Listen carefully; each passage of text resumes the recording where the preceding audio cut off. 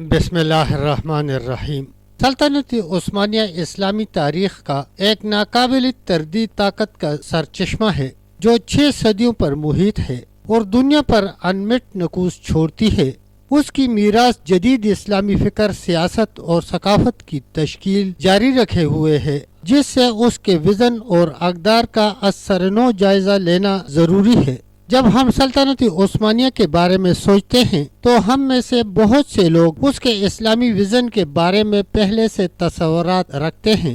کچھ لوگ اسے ایک سادگی پسند، اصول پسند اور جابرانہ حکومت کے طور پر دیکھتے ہیں، جبکہ دوسرے اسے اسلامی عظمت کے سنہری دور کے طور پر رومانوی بناتے ہیں۔ تاہم یہ خیالات اکثر ان پیچیدگیوں اور باریکیوں کو نظر انداز کرتے ہیں جنہوں نے سلطنت عثمانیہ کے منفرد وژن کی تعریف کی تھی۔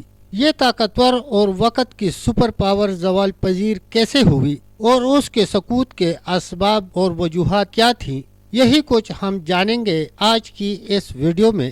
گزارش ہے کہ ویڈیو کو آخر تک ضرور دیکھیے گا۔ دولت عثمانیہ کے سقوط کے اسباب کئی ایک ہیں۔ ان کے تمام اسباب کا جامع سبب اللہ تعالیٰ کے قوانین کی حاکمیت سے دوری اختیار کرنا ہے، جس کی وجہ سے افراد اور قوم کو ذلت و رسوائی کی گہرائی میں اترنا پڑا اور دین و دنیا کی ناکامی ان کا مقدر بن گئی۔ شریعت سے دوری کے اثرات پوری زندگی پر پڑتے ہیں اور دینی، معاشرتی، سیاسی اور اقتصادی زندگی کا کوئی پہلو اس سے متاثر ہوئے بغیر نہیں رہتا۔ جب کوئی قوم اللہ تعالیٰ کے نازل کردہ قوانین سے انحراف کرتی ہے تو لوگوں کو فتنوں اور آزمائشوں کا مسلسل سامنا کرنا پڑتا ہے، حتیٰ کہ فتنے ان کی زندگی کے تمام امور کو اپنی لپیٹ میں لے لیتے ہیں۔ ارشاد باری تعالیٰ ہے، پس ڈرنا چاہیے انہیں جو خلاف ورزی کرتے ہیں رسول کریم صلی اللہ علیہ وسلم کے فرمان کی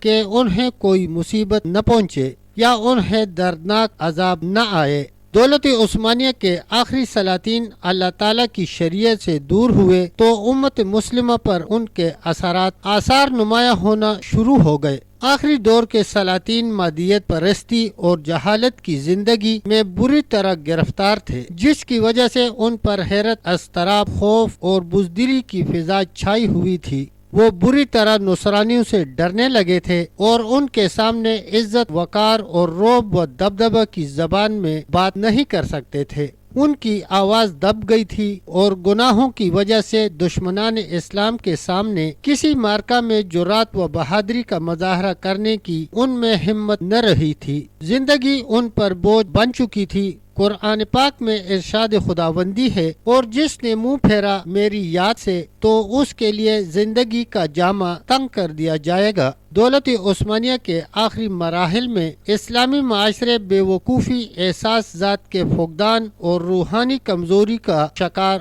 ہو گئے تھے۔ امر بالمعروف اور نہی عن المنکر کا فریضہ ترک کر دیا تھا اور نتیجہ انہیں اس مصیبت سے دوچار کر دیا گیا جس مصیبت سے بنی اسرائیل کو امر بالمعروف اور نہی عن المنکر کے ترک کی وجہ سے دوچار کیا گیا تھا۔ جیسا کہ ارشاد خداوندی ہے، لعنت کیے گئے وہ جنہوں نے کفر کیا بنی اسرائیل سے داؤد کی زبان پر اور عیسیٰ پسر مریم کی زبان پر، یہ بوجہ اس کے کہ وہ نافرمانی کیا کرتے تھے اور زیادتیاں کیا کرتے تھے، نہیں منع کیا کرتے تھے ایک دوسرے کو اس برائی سے جو وہ کرتے تھے۔ بہت برا تھا جو وہ کیا کرتے تھے۔